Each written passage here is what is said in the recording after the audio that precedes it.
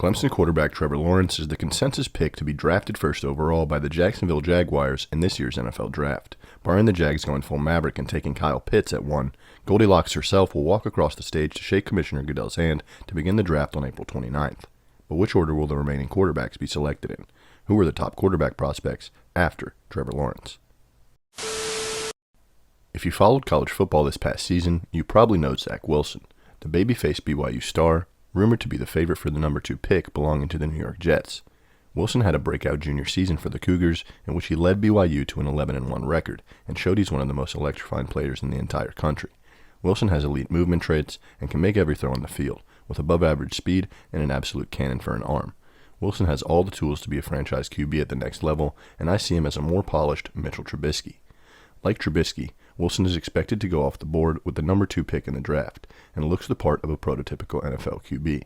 Both have excellent athleticism and can make plays with their legs, and both are capable of making accurate throws to every level of the field.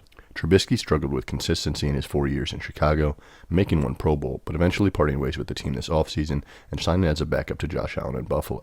Then there's Mac Jones, the unflappable Alabama field general who has been linked to Kyle Shanahan's San Francisco 49ers with the 3rd pick in the draft.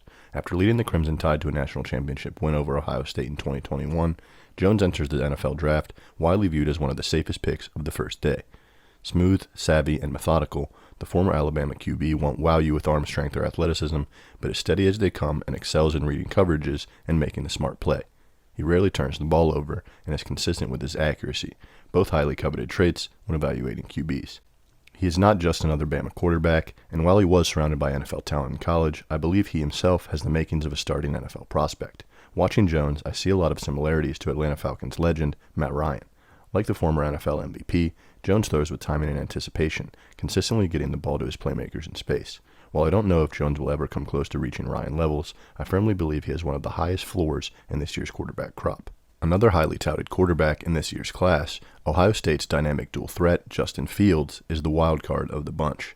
With size, speed, and arm strength, Fields checks all the physical boxes. Add in his toughness, touch, and timing, and you have all the makings of a great QB. Always a threat to take off with his legs, and deadly accurate with his throws, I'm surprised people are not higher on the former Buckeye. He ran a 4.44 40-yard dash and had a career completion percentage of 71% at Ohio State. Maybe it's recency bias, also known as the Dwayne Haskins effect, or maybe reports of him being vegan or living with epilepsy or somehow scaring some teams off. But I see a prospect with immense potential, very similar to Philadelphia's Jalen Hurts. Like Hurts, Fields can take over a game with his legs, but I think Fields is already a more consistently accurate passer. Dual threat QBs are taking the league by storm, and like Hurts did last season as a rookie, I believe Justin Fields can be an explosive playmaker for whatever team takes a chance on the Ohio State star. All 3 of these signal callers are expected to be taken within the top 10 picks, with as many as 5 total QBs likely to be drafted in this year's first round. We all know the top prospects at the position, so today I wanted to look at some of the other quarterbacks in this year's draft class. Let's get into the video.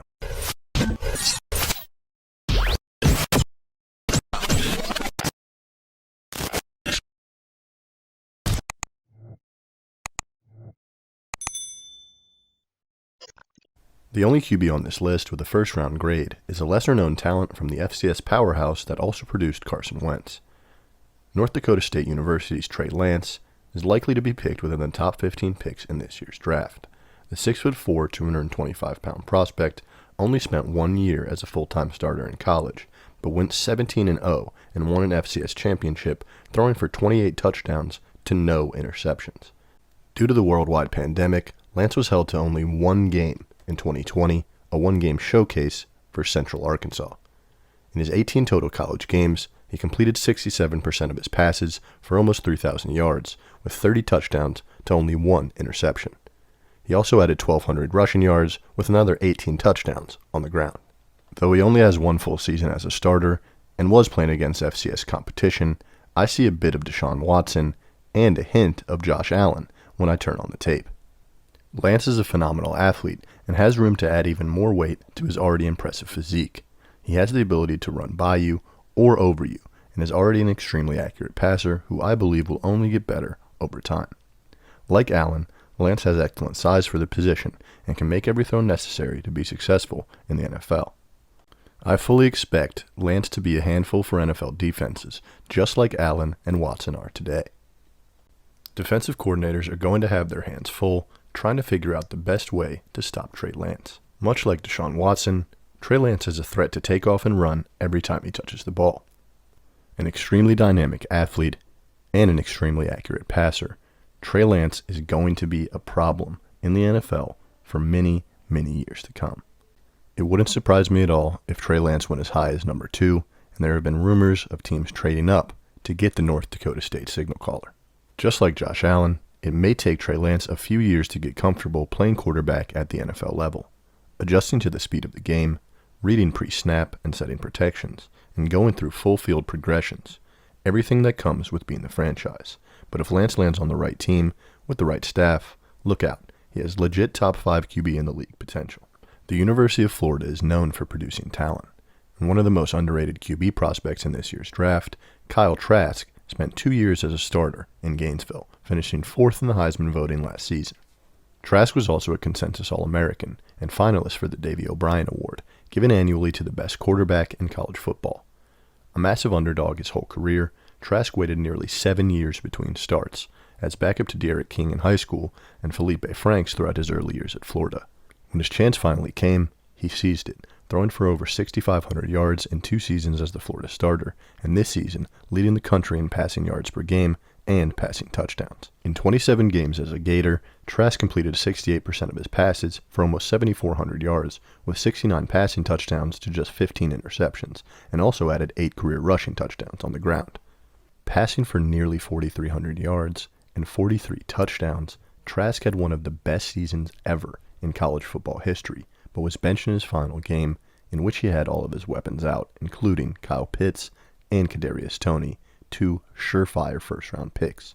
I believe Trask's final college performance left a bad taste in the mouths of many scouts and evaluators, but having a season like he did, in spite of a terrible defense, mediocre O-line, and no running game, still shows he has what it takes to play quarterback at a high level.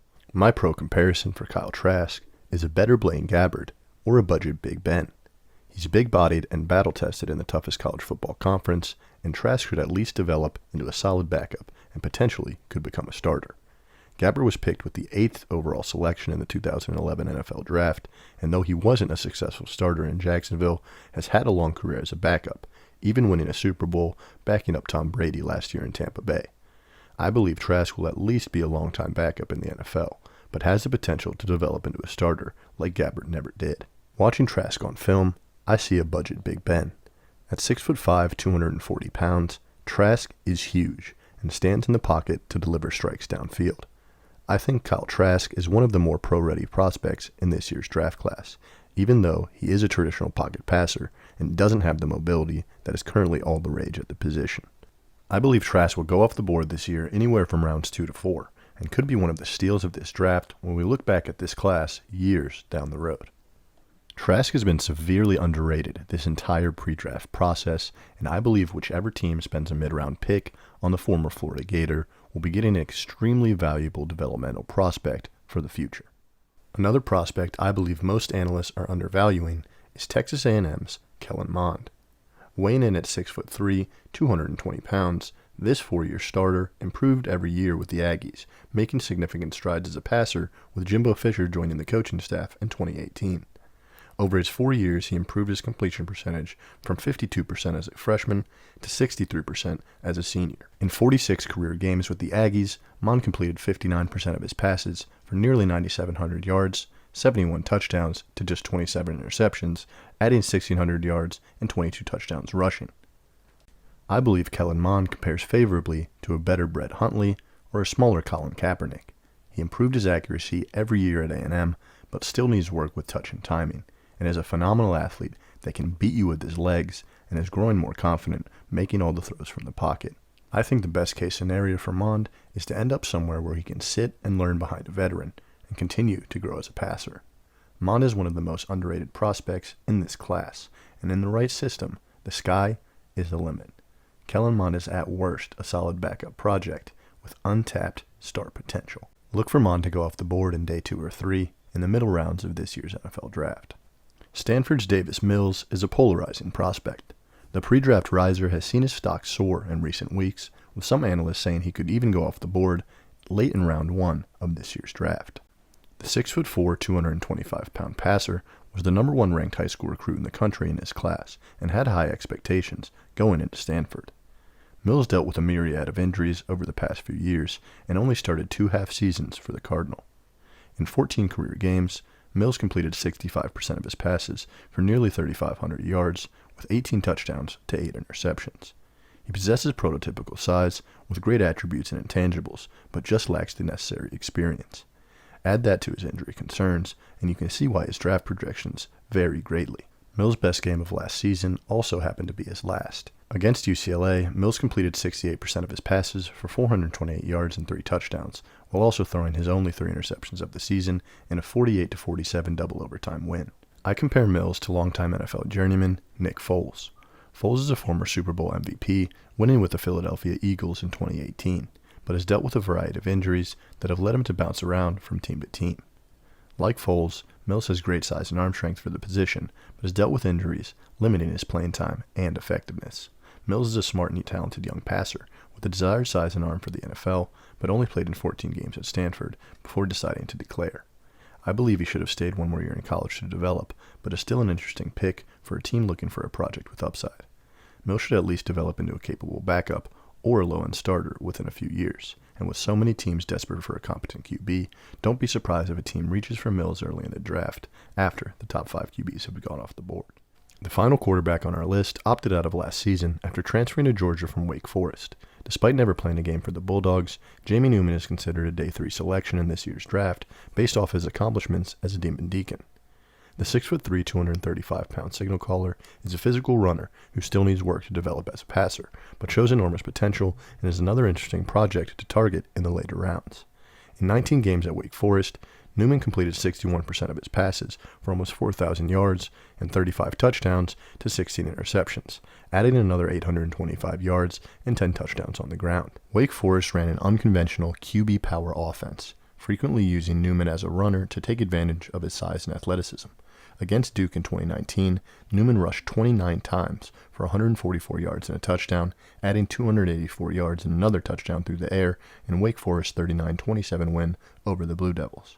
Newman has raw traits and potential to work with, but lacks the experience and consistency to command a team right now. He has the size and athletic ability that many teams are looking for in a quarterback. However, he doesn't respond well when additional points of pressure are added to the box. While he has some dual threat capabilities, his rushing stats were garnered more through volume than explosiveness. While there are clearly issues to work on, he does have the ability to operate in a variety of different offensive looks, and Newman could take a significant jump forward if he can get through his reads more quickly and learn to work in a rhythm.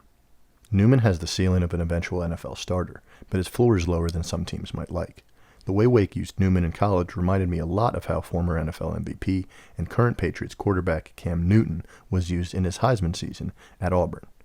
Newman is not Cam Newton, but plays the quarterback position in a very similar way, punishing you with physical runs and throwing darts all over the field. Newman is nowhere near the prospect Cam was and will probably never win an NFL MVP, but I think could develop into a capable backup or eventual starter in the NFL. With elite size, arm strength, and running ability, Jamie Newman is an intriguing project for teams looking to take a developmental passer in the later rounds. Look for Newman to come off the board in rounds 4 through 7, and don't be surprised if the Patriots take him to learn under Cam. What do you think of the top quarterback prospects after Trevor Lawrence? Which of these passers will have the best career in the NFL? Let me know in the comment section below, and don't forget to like the video and subscribe to the channel if you haven't already for more NFL content just like this.